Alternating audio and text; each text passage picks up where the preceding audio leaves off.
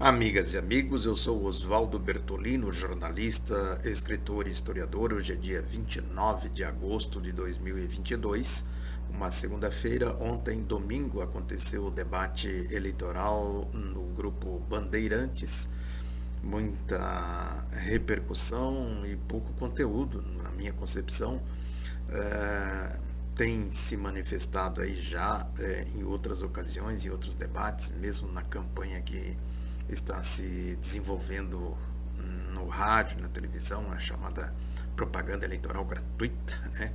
Isso é uma coisa absurda, mas enfim, a gente já tem um perfil claro aí do debate eleitoral, né, dentro do que era previsível.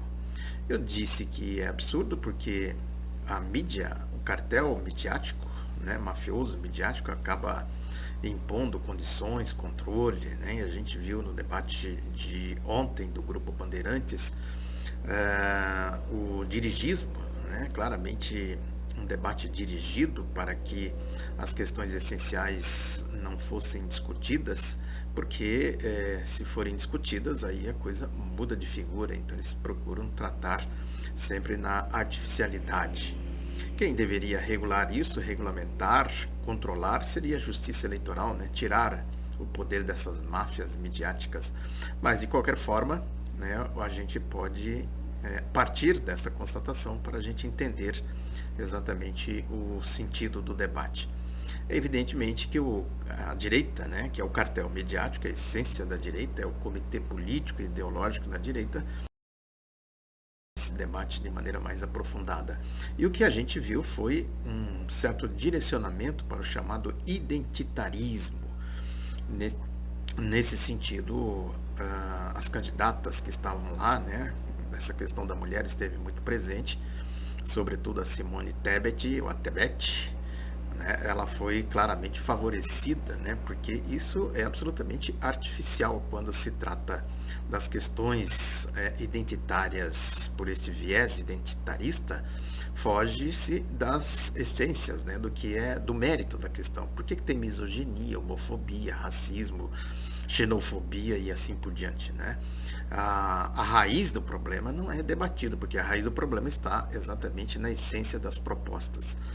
Então é preciso tratar dessas coisas, isso é uma lógica da chamada democracia burguesa, né? O debate pauta essas questões todas, mas não se vai ao mérito da questão.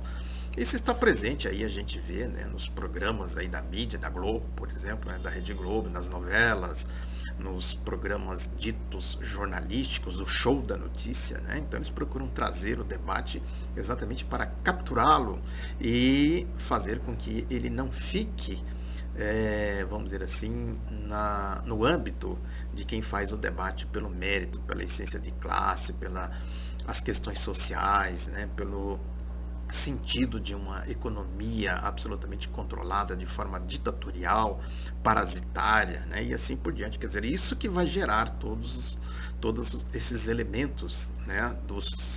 Esses elementos que são tratados aí no âmbito do identitarismo. A mesma coisa passa pela questão econômica. O debate econômico, da política econômica, da política monetária, isso é essencial, é fundamental. No entanto, se desvia o debate dessas questões fundamentais. Nesse sentido, a tendência clara, né, é de fazer a candidatura da Simone Tebet crescer. Né, vai haver, sem dúvida alguma, aí uma bateria muito forte nesse sentido. Acho que ontem foi assim uma espécie de ensaio. Se ela vai decolar ou não, se ela vai tirar voto daqui ou dali também, por enquanto não dá para saber.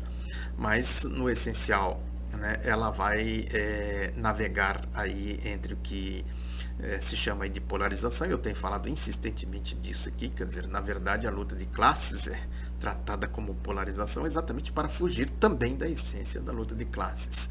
Consequentemente, os candidatos aí que estão no espectro político, estão mais no centro, né, tendem a puxar algum voto, né? As pesquisas aí recentes já mostram um crescimento do Ciro Gomes, um crescimento menor também da Simone Tebet, uma queda do Lula, uma estabilização do Bolsonaro. Então o cenário está armado, está montado. As armas que o Bolsonaro usa para atacar o Lula ou a esquerda, ou o bolsonarismo e a esquerda. Essa é a essência da coisa toda, né, de toda a polarização que está posta aí, e é uma polarização natural, porque são questões ideológicas, questões de fundo, questões de economia política, questões da democracia.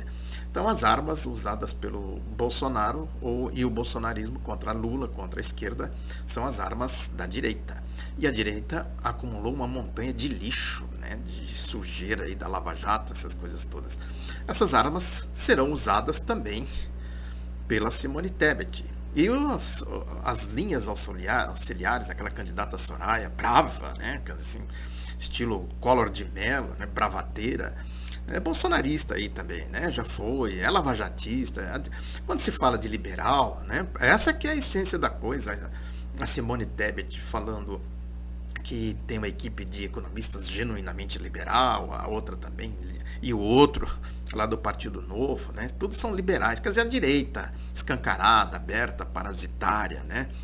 Então, eles têm que fugir dessa essência. Então, tudo isso converge para aquela dualidade que eu tenho comentado aqui. Primeiro, é preciso dizer que os outros são corruptos, sobretudo Lula, a esquerda, né? Para depois impor a tal da responsabilidade fiscal. Tem aí os jornalões, por exemplo, a Folha traz hoje um editorial com este tom, né, agressivo, a bestialidade presente na argumentação política, né, um tom agressivo dos jornalões, né, que a Folha diz aqui: candidatos a gastar, Lula e Bolsonaro prometem mais despesa, o que eleva risco de crise de confiança. Então, observem que são dois governos, né, o governo do povo e o governo dessa gente aqui, dessa elite parasitária, né? Porque na lógica deles a democracia só tem sentido se for com essa história de responsabilidade fiscal, responsabilidade entre aspas, né, que é roubalheira, parasitismo e assim por diante. Então o governo tem que ser por aí, é um mantra, é uma ditadura, sabe, é uma espécie assim de uma pregação de seita, né, como verdade absoluta, né, para pronta aceitação dos demais. É isso, fugiu disso. O Bolsonaro procura fugir para fazer demagogia e o Lula pela essência da lógica do povo, da democracia, né, de um projeto, vamos dizer assim, voltado para a questão do povo, né, a questão do país e assim por diante. Vai o Globo na mesma linha, né? O Globo também tem um editorial que diz aqui que Lula, esse editorial é do dia 26, Lula continua em forma para driblar temas incômodos. Na entrevista do Jornal Nacional, ele pintou um Brasil em que a ruína econômica e a corrupção nada tem a ver com o PT. Vejam aí a dualidade que eu sempre falo aqui. Primeiro é preciso dizer que o Lula é corrupto, que o PT é corrupto, que a esquerda é corrupta. Depois tem a história da questão econômica, da ruína econômica. Então a ruína econômica decorreu da corrupção. Isso é a lógica, né? Isso é a ditadura.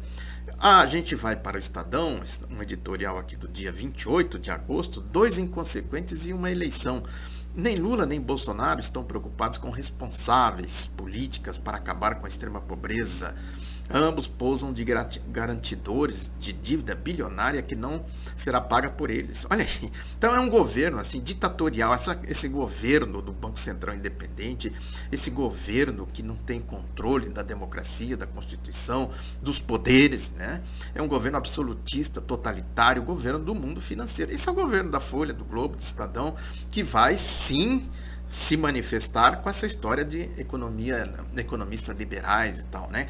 É a tecnocracia da roubalheira, a tecnocracia da ditadura militar de Roberto Campos, Bulhões, Delfim Neto, Mário Henrique Simons, assim, a tecnocracia do projeto neoliberal do Fernando Henrique Cardoso, do Caixa 2, da invasão de divisas, da lavagem de dinheiro, da privataria, a tecnocracia da ponte para o futuro do Michel Temer, a tecnocracia do Paulo Guedes, do Bolsonaro.